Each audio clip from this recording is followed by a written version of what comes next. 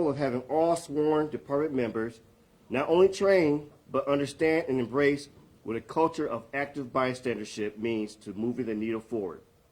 Well, today, I'm proud to say that as of Thursday of last week, 95% of our members, about 1,547, were and have became ABLE ambassadors.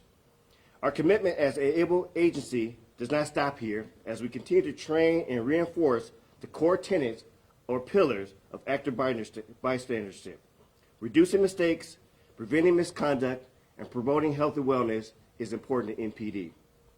Now, wellness has many facets. One of those facets for us as the department members having confidence in not only the training they receive, but also the equipment they issue will function properly. The Milwaukee Police Association, who are present here today, raised us concerns regarding the department-issued firearm. As such, the department expeditiously examined those concerns, and after consulting with city leaders, the mayor's office, Common Council, the Fire and Police Commission, the city attorney's office, subject matter experts such as our Academy Range Master, and the union, we were able to move and acquire a new platform in short order. We currently have a small complement of new firearms, with this recruit class, Class 2 of 2022, has started on October 17th and will be this year trained in regards to this new firearm. Furthermore, MPD began department-wide transition to the new firearm in January 2023 with the goal of having all sworn members trained by early spring 2023. As we close out this particular commentary today, we want to remind us that we are dealing with some challenging times with our violence in our city, issues in regards to what's going on within our cities and neighborhoods. And so we want to encourage those who are willing to step up and be part of the team to join the Milwaukee Police Department as we are involved in the ongoing recruiting at this particular time. Now, it is important to understand that the recruitment process is closing, and for the police aides, December 21st, 2022 is a closing date, and December 22nd is a closing date for 2022, for December 22nd of 2022 for police officers. So I encourage you, I ask that those who hear the call to embrace the call. Together we're better. And I'd like to now turn it over to Mayor Johnson. Thank you so much, Chief Norman. What we're seeing here today is a Milwaukee Police Department that is embracing change, a Milwaukee Police Department that is improving the good of the members of the department and for the good of the entire community. I want to be very clear. The positive changes that we're talking about here today have my full support, not just my support, but the support of all within city government. Just a little more than a month ago, we announced the transition of Milwaukee Police Firearms to new Glock guns. This was prompted by the still unexplained discharges from the previous firearms. I've said it before, there's no higher priority than the safety of those men and women who go out and make sure that our city is safe. Those who serve this city have enough to worry about already, those police officers, that is. They certainly shouldn't have to worry about their sidearms firing off unexpectedly. These unexplained discharges have injured people, and that's completely unacceptable to me. And so as you can see, we're moving forward with new firearms, and we're nearing the finish line with the initial ABLE training as well, as Chief Norman indicated. This is a big part of building a positive culture in the Milwaukee Police Department. It can create a better, more effective, and more accountable department. Finally, allow me to echo Chief Norman's announcement that now is the time to apply to become a Milwaukee police officer. Through December 22nd, women and men with the character, the determination, the willingness to serve are invited to apply to be a part of this force for good in our city. Thank you. At this time, I will take any questions for myself or the mayor or MPA. Yeah, Chief, 12 News has been exposing this problem with the guns for over a year. What do you have to say to the officers who were afraid to be out on the force with that gun to take it home to their families because of those unexpected firings? Well, first of all, it's important to understand that we have to understand what our needs are for the department. And for our officers, we have to say we see you, we understand. As you see this collective effort behind me, the importance of this particular concern, was taken very seriously, why we see a quick turnaround from the time that was announced that now we're seeing these firearms being received and the transition has begun. This is why we need to have a constant communication between our officers and our executive command staff team, because only through their concerns and then listening from the union and also working with our city elected officials, we're able to get this large task accomplished in short order. This is no easy lift. There's a lot of different moving parts. The last transition was several years ago. You're talking about a large agency, but I'm very proud of what the team has been able to accomplish. I am very proud of this collaboration that you see behind us. We're all in one accord, one goal, and we're moving forward. Okay. So if everyone's going to be trained in this new weapon by early spring, it sounds like this transition is going to finish a couple months sooner than originally thought. How are you able to pull off that expedited process? Well, it wasn't me, it was the team. The individuals, whether it's the commander of the academy or the executive commanders of the administration bureau that's over, they put together a plan that was able to see what was a lift, bringing in extra help. I mean, we had to pull some officers to assist in regards to this training. But it's nice to understand that we did give ourselves a little bit of lead time. As we all know, things that you expect doesn't always pan out how you expect. But based on our calculations, based on, again, hopefully that all the firearms are coming in, because they'll be coming in batches. And so with that, there's going to be a lot of different moving parts still. But the goal is early spring, especially before summer. But then again, there's no sooner time to ensure that we have a proper firearm for our members. Jason?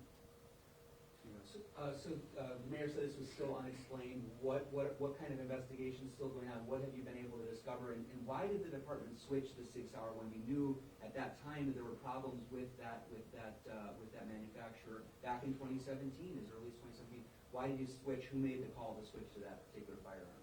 So with the recent unexplained discharges, there became more of that urgency. The discharges before were still unexplained, but they didn't have the injuries behind it like we're seeing right now. So there becomes a little bit more urgency in that manner. Now you talk about why since 2017, you got to remember, I became chief in 2020.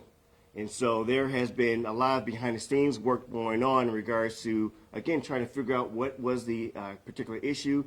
There is a number of different factors to play into making these decisions, not my decision alone or the department alone.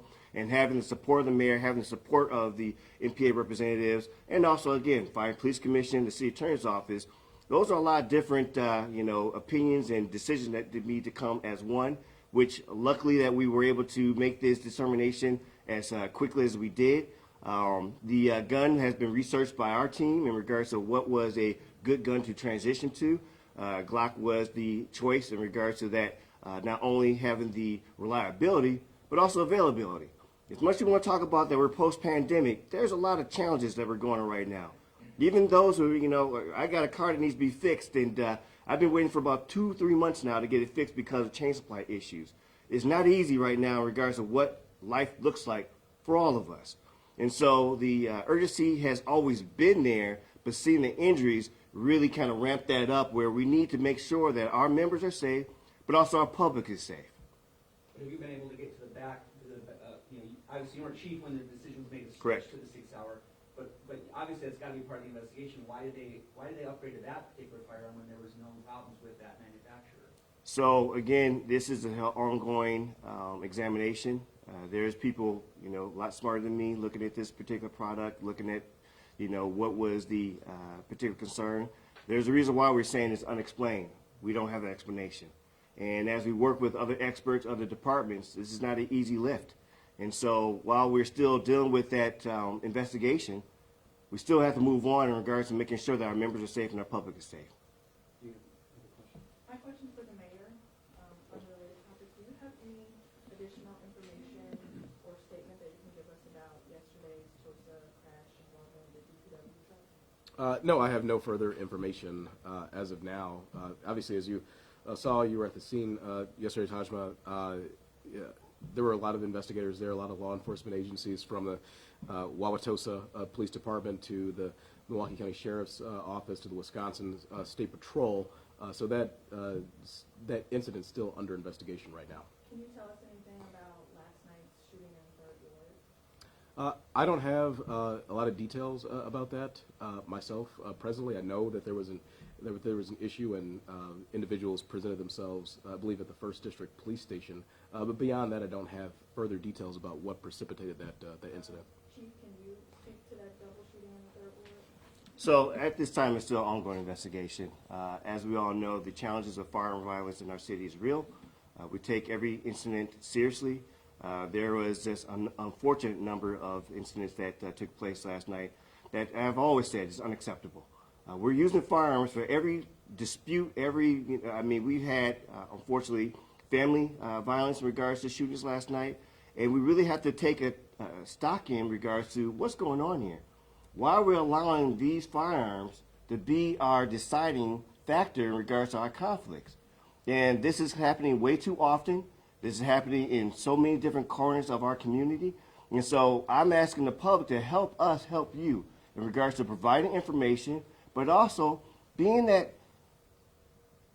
able to intervene in a proper mediating conflict resolution manner where they're allowing situations to get out of hand and have a firearm being used. Unacceptable on all levels. So it's still ongoing, but we are taking this very seriously, just like every other shooting that we have dealt with last night. Yeah, what's the feedback you're getting from officers actively training with a new firearm? Do they feel more comfortable with it? Is it similar to the old one? Well, the jury's still out on that.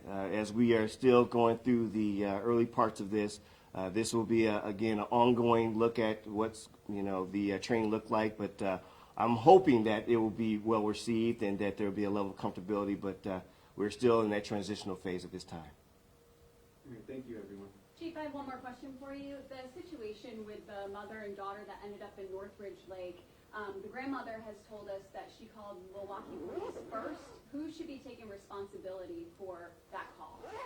So I'd first like to start off by saying that it's my condolences for the loss of life for the mother's child, the victim, and also the child.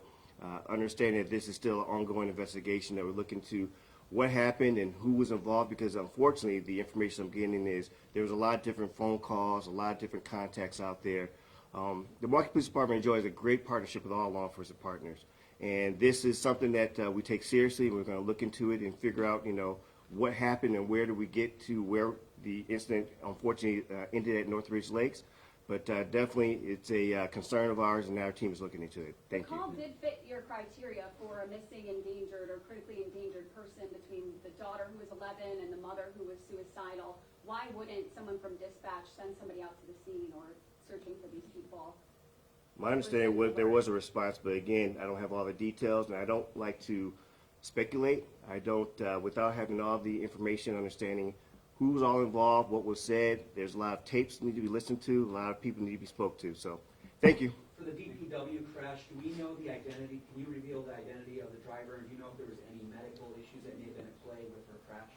I don't have any of that information presently. That's still under investigation. Thank you.